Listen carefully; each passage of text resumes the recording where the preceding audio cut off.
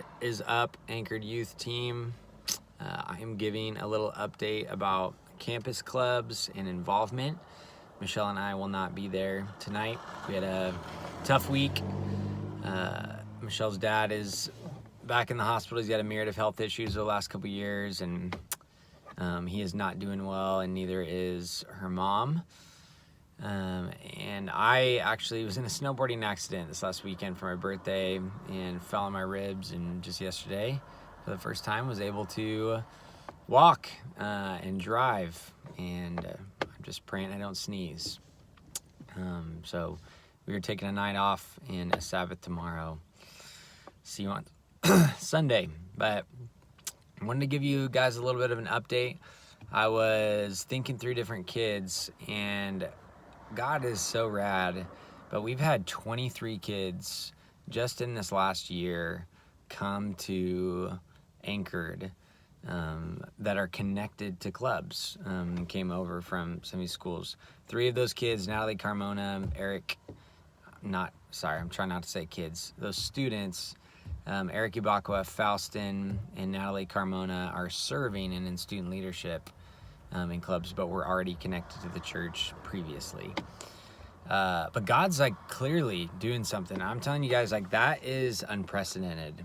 That is not happening across San Diego. So it's pretty cool. Eastlake Church is actually doing some rad stuff, so I take that back. There's some really cool crossover between campus clubs and that church. But God's doing a lot. So weekly we have students from Crawford that are leading worship. Last week we had two students playing guitar and another one on djembe in club. This year we've stepped out of doing a big campus club, and we've really focused on student leadership a couple days a week. So there's about 12 students that have all memorized 1 Timothy 4:12 and have gone through a student leader contract and are weekly on campus sharing their faith, and different ones are leading from the front, sharing vision and short testimonies and things of that nature. It's really cool. At Horace Mann, we had normal club this last semester and had a couple of just really powerful times where different students were coming up to the front responding. One of the girls was just crying, feeling God's presence, and felt God speak to her. And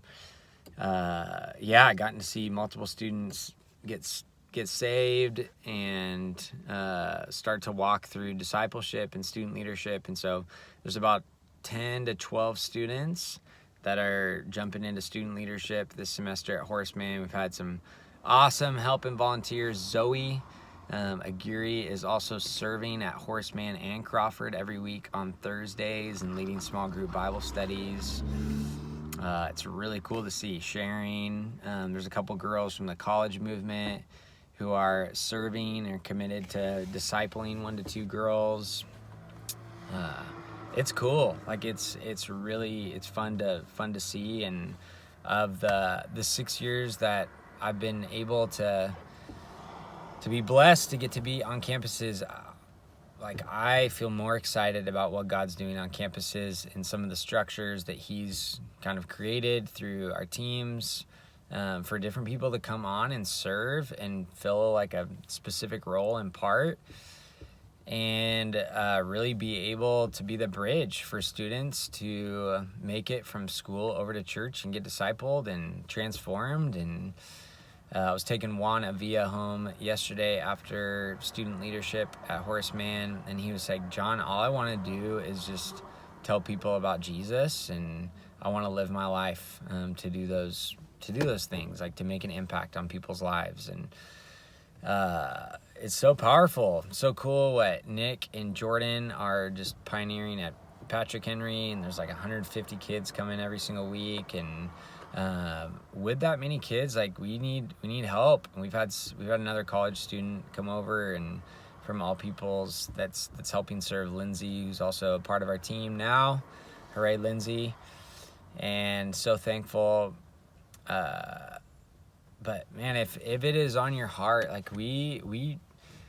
the reason why kids are making it over, and I'm sorry, I'm trying not to say kids, students, young men and women are making it over into youth group is because of a person like on the ground who's putting in work. And Kelsey Rich and Bethy have done an incredible job over the years serving in schools and loving on students. And I think that's why we're seeing what we're seeing, is because different people have just laid down and served over the years.